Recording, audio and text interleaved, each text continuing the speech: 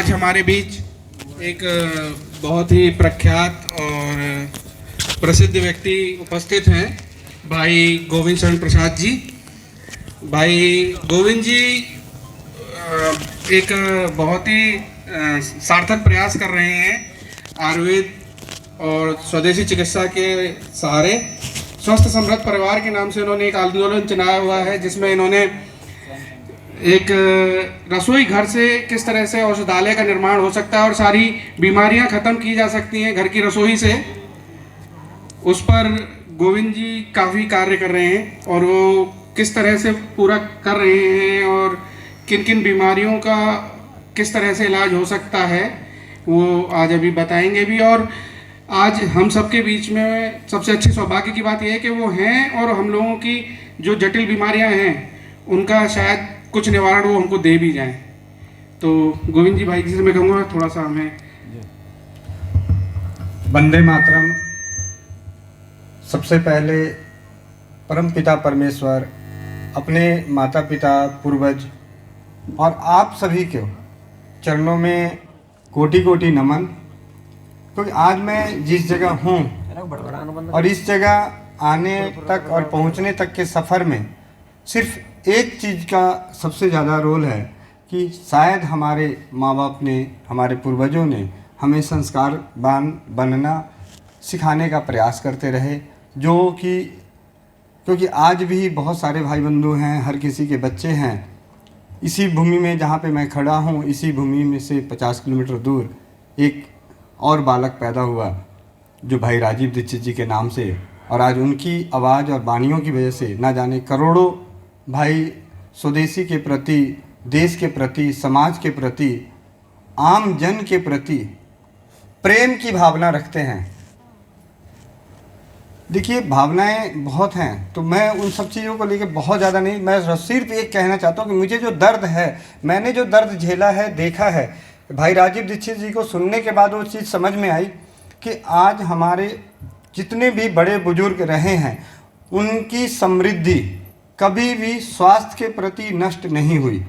मतलब मेरे दादाजी, हम 6 भाई बहन, हमें पालने पोसने में उनका कोई खर्च नहीं हुआ, और अगर उनके पास 2 एकड़ की ज़मीन थी तो जीवन के आखिरी पल पे जाते जाते उन्होंने हमें 10 एकड़ की ज़मीन दे कर गए, यानी हमारी समृद्धि हमें बना के गए। लेकिन आज हमारी ऐसी परिस्थिति है कि कह नहीं सकते कि किस पल आपकी समृद्धि नष्ट हो जाए। यानी हम उन दादाओं में गिनती आने वाले हैं कि जिन्होंने अपनी समृद्धि को बचाना नहीं सीखा।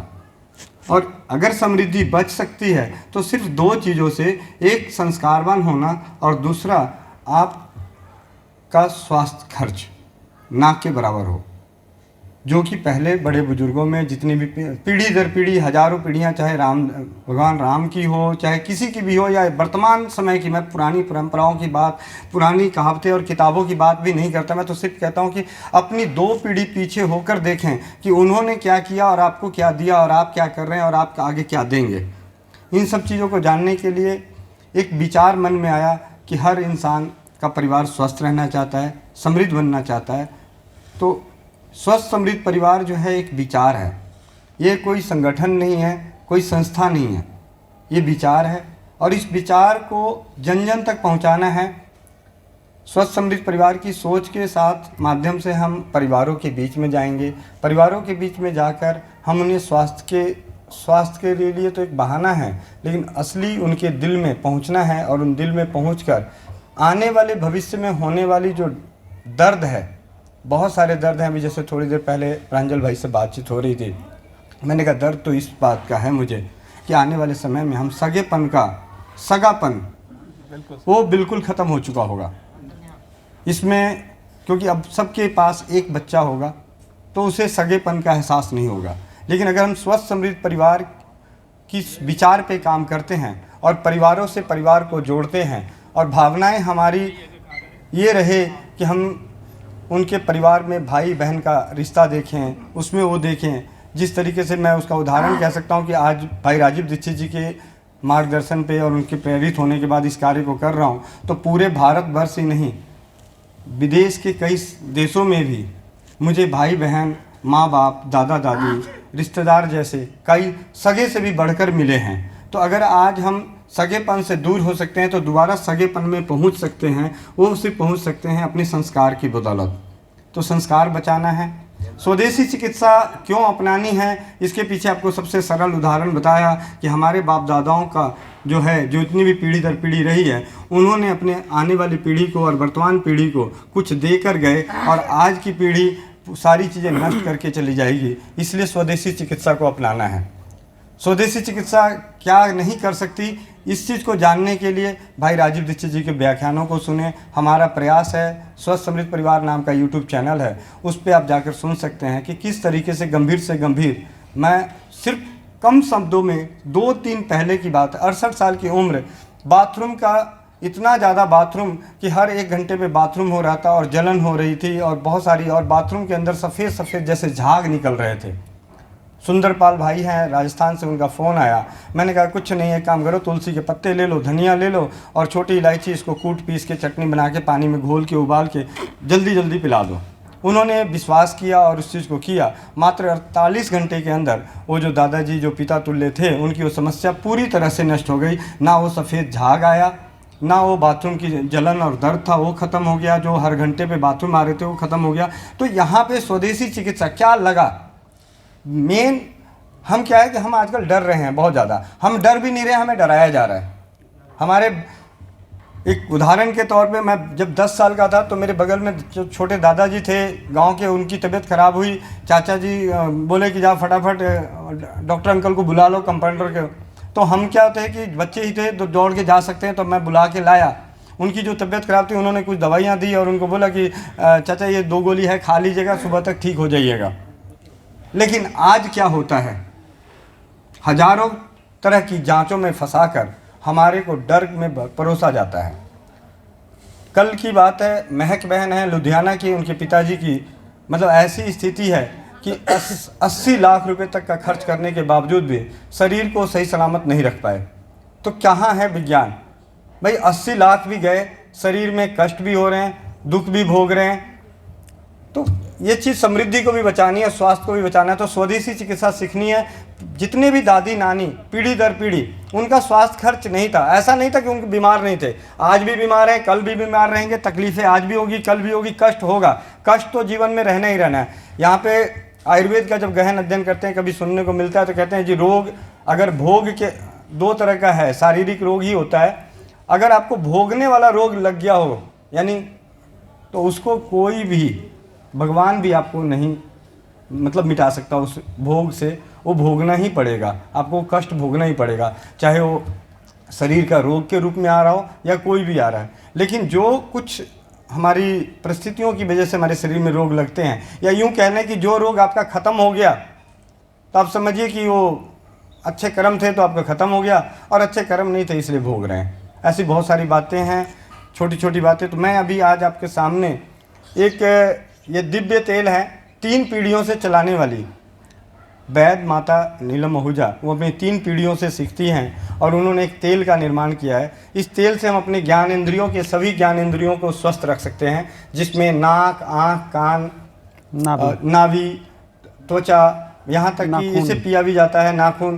तो इनमें मैं आप सभी के सामने जितने भी हैं, क्योंकि हमें सफाई करनी है, हम हर चीज़ की सफाई करते हैं, ब्रश की सफाई करना, दांतों की सफाई करते हैं, पेट की सफाई करते हैं कब्ज़ के लिए, आंखों की सफाई के लिए भी चलते हैं, हर चीज़ की सफाई करते हैं। लेकिन ये कब करते हैं? जब हम बीमार हो जाते हैं। मुझे आज भी याद है कि दादी हमारी हमें नहाते नहाते कान के अंदर तेल लगा देती थी। मालिश करते करते अगर तेल लगाया तो मालिश कान के अंदर लगा देती थी, नाभि पे तेल लगा देते थे। लेकिन आज हम करते ही नहीं हैं, इसीलिए हम बीमार रहते हैं और कई सारी बीमारियां हमसे जुड़ती है। छोटी छोटी बातें हैं जो परंपराओं से हमने सीखना बंद कर दिया, परंपराओं को फॉलो करना बंद कर दिया, इसीलिए आज हम ज़्यादा बीमार हैं। तो ज़्यादा समय ना लेते हुए ये एक दिव्य तेल है, ये तेल की कुछ बूंदें आपके नाक में, आँख में जो भी डलवाना चाहते हैं, आँखों की सफाई करा सकते हैं। और उसके बाद आप अपना अनुभव शेयर करें कि परंपरागत चिकित्सा पद्धति जिसमें इसमें कोई साइंस नहीं है, इसका कोई प्रूवन सिस्टम नहीं है कि इसमें क्या है क्या नहीं है, ये वो माता जी को ही मालूम है। कुछ हमारे देश की बड़ी विकृति है कि कुछ वैद्य और कुछ जो भी हैं वो अपने छुपा के रखते हैं। क्यों छुपा के रखते हैं मुझे नहीं मालूम। अभी जैसे प्रजांजल भाई भी कह रहे थे कि तो खैर इनकी गलती थी कि इनके दादाजी के पास और संदीप भाई भी कह रहे थे कि उनके पिताजी मतलब बड़े पापा थे, उनके पास बहुत अच्छा ज्ञान था लेकिन नहीं ले पाए, तो हमारी गलती है। लेकिन कुछ वैद्य बताना भी नहीं चाहते। तो खैर, चीज़ अच्छी हो तो उसे इस्तेमाल कर लेना चाहिए, बाकी ना जाने कब कौन क्या दे जाएगा। तो मैं रसोई घर यहाँ कोई नहीं छुपा सकता, इसके अंदर क्या क्या मिला है हो सकता है वो छुपा रखी हो, लेकिन रसोई घर से जो चीज़ हो सकती है उसका चमत्कार भी आपको मैं बताऊंगा। और वो चमत्कार जानने के लिए आपको स्वस्थ सम्मिलित परिवार के यूट्यूब चैनल पर सुन सकते हैं कि किस तरीके से 20 वर्षों का सर दर्द मात्र 2 दिनों में गायब हो जाता है, और उसमें और कोई चीज़ नहीं मिलाई जाती, सिर्फ रसोई घर की चीज़ें ली जाती है। पेट दर्द, जहाँ डॉक्टर ऑपरेशन करने के लिए कहते हैं 2 साल के बच्चे के पेट में गांठ है और उसको ऑपरेशन करने के लिए कहते हैं, सिर्फ रसोई घर के अरंड के तेल को सिर्फ सुबह शाम दे देने से 7 दिनों के बाद वो गांठ नज़र नहीं आती, पता नहीं क्या होता है। अब या तो पहले की रिपोर्ट झूठी थी या बाद की स्थिति झूठी थी। मैं तो सिर्फ ये मानता हूँ कि शरीर का कष्ट दूर होना चाहिए। रोग अरोग के नाम में क्या रखा है। वंदे मातरम।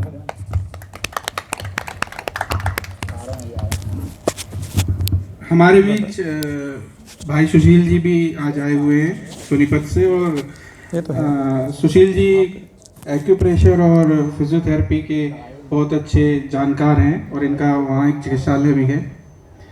तो सुशील जी से भी हम 2 शब्द जानेंगे। जी, वंदे मातरम।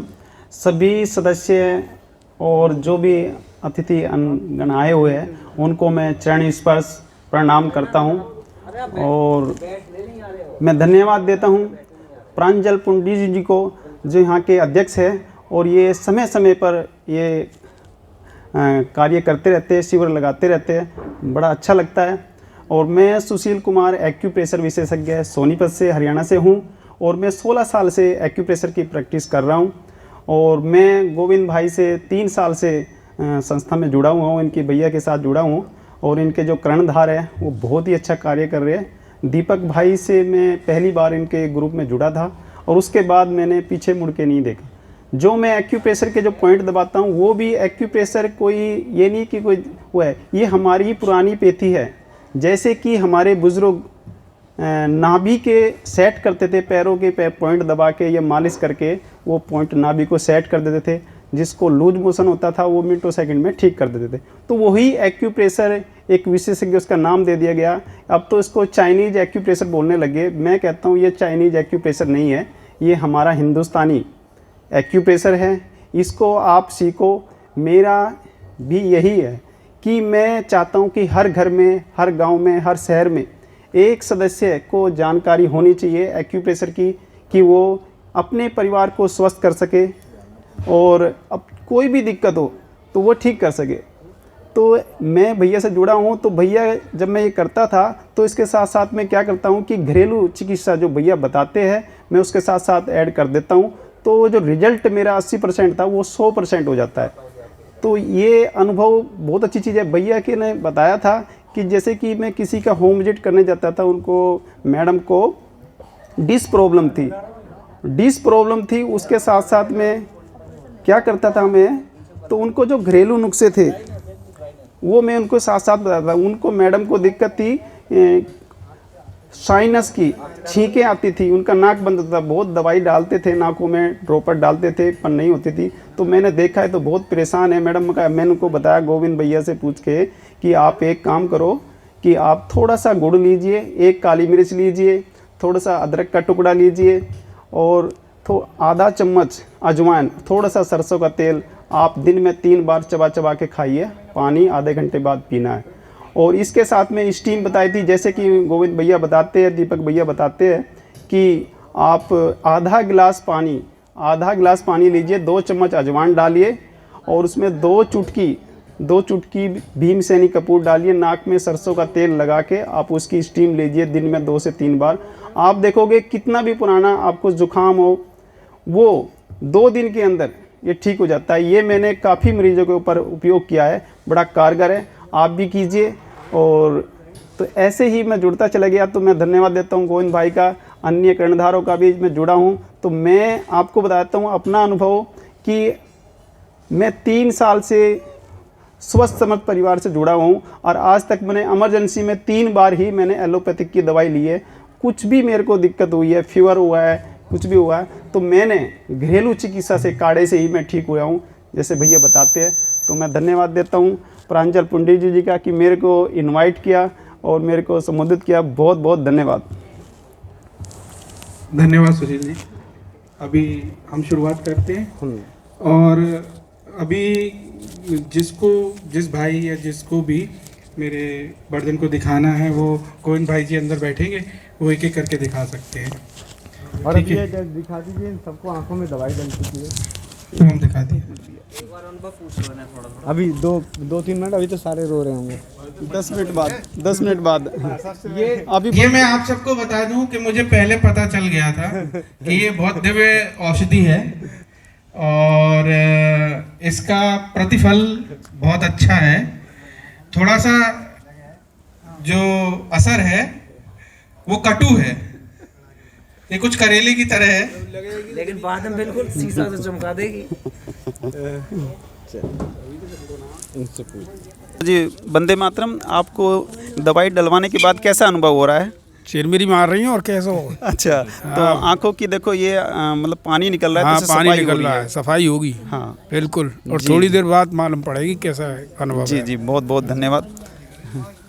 वंदे मातरम बाबू जी, आपको वंदे कैसा मातरम। महसूस हो रहा है ये दवाई डलवाने के दवा बाद में? फिलहाल तो वही मिर्ची सी लगी है जी। मगर धीरे धीरे ऐसा लग रहा है जैसे एकदम रोस्टिंग कुछ बढ़ रही है, क्या ऐसा लग रहा है मुझे। बहुत बहुत धन्यवाद जी। जी ये हमारी माता जी है और इनकी दिक्कत काफ़ी है। मेरी तो 2-3 दिन पहले आँख आई हुई थी ना, हाँ जी। तो इस वजह से जलन ज़्यादा हो रही है, खुल नहीं रही है अभी। हाँ हाँ, तो ये 10 अभी मिनट तक टाइम लगती लगेगा है अभी। पर उसके बाद आपको बहुत अच्छा लगेगा ये। हाँ। जी वंदे मातरम। आगे चले। हाँ। वंदे मातरम आंटी जी, कैसा लग रहा है आंटी जी? अभी तो भैया आँख ही नहीं खुल रही। आंखें नहीं खुल रही है, ये हाँ, थोड़ी ये सी हमने लगती पहले है। भी यूज की है। अच्छा, कहाँ से की माता जी? नहीं, इसी टाइप की है, रामदेव बाबा की आती है जो दिव्य दृष्टि। जी जी जी, वो हाँ, वो वो भी बहुत ऐसी तीखी है। है। हाँ, हाँ, ऐसी वो होती है, वो हमने घर में बना के यूज की है। बहुत बढ़िया बहुत हाँ, बढ़िया। हमने तो बहुत बांटी, सबको खूब बनाई पहले। जी जी, शहद, नींबू का रस उसमें और प्याज का रस शहद, डालते प्याज हैं। का रस, अदरक, हाँ, हाँ, हाँ। गुलाब जल, ये सब चीज मिला के बनाते बहुत थे अच्छी हम होती पहले। है। हाँ जी सफेद प्याज का रस। जी जी, बहुत हाँ। बहुत बहुत धन्यवाद। वंदे मातरम। ठीक है, आज के लिए इतना ही। आज हम आए हुए हैं रामदास आर्य सेवा फाउंडेशन ट्रस्ट, ये है चंडोस अलीगढ़, और ये भाई प्रोग्राम करा रहे हैं। तो इसमें एक्यूप्रेशर स्वस्थ समर्थ परिवार की पूरी टीम इसमें आई हुई है। भाई गोविंद शरण जी आए हुए हैं, तो हम सेवा के लिए अब जा रहे हैं।